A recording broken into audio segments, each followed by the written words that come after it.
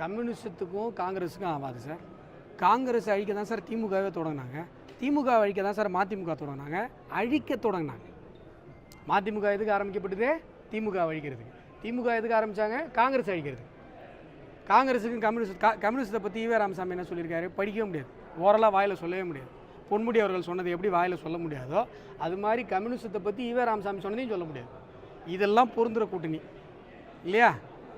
ஸ்டாலின் அவர்களுடைய முன்னிறுத்தலை எதிர்த்து தான் வைகோ கட்சி ஆரம்பித்தார் மறுமடிச்சு திமுக.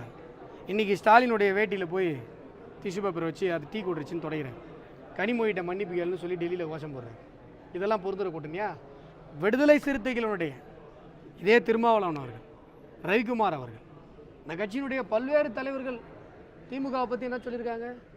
திராவிடத்தை பற்றி என்ன சொல்லியிருக்காங்க? ஈவே ராமசாமியினுடைய தடி ஏன் தலித் மக்களை பாதுகாப்பதற்கு வரவில்லைன்னு கட்டுரை எழுதியிருக்காரு சார் ரவிக்குமார் அவர்கள்.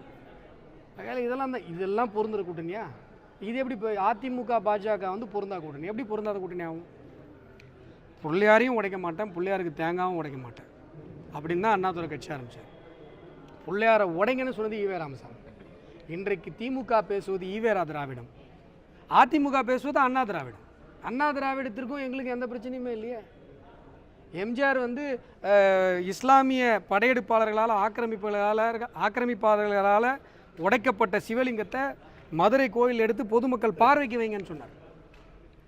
அந்த அம்மையார் ஜெயலலிதா அவர்கள் அவங்க ஃபேமஸ் ஆகாத கோயிலெலாம் போய் இவங்க போய் ஃபேமஸ் பண்ணாங்க பல இடங்களில். எப்படி நீங்கள் பொருந்தா கூட்டணி சொல்கிறீங்க? சித்தாந்த ரீதியாகவே அதிமுகவும் பாஜகவும் சித்தாந்த ரீதியாகவே இணைவதற்கு பொருந்துவதற்கு தகுதியான கட்சிகள். பொருந்தா கூட்டணினா திமுக கூட்டணி தான் நீங்கள் சொல்லணும்.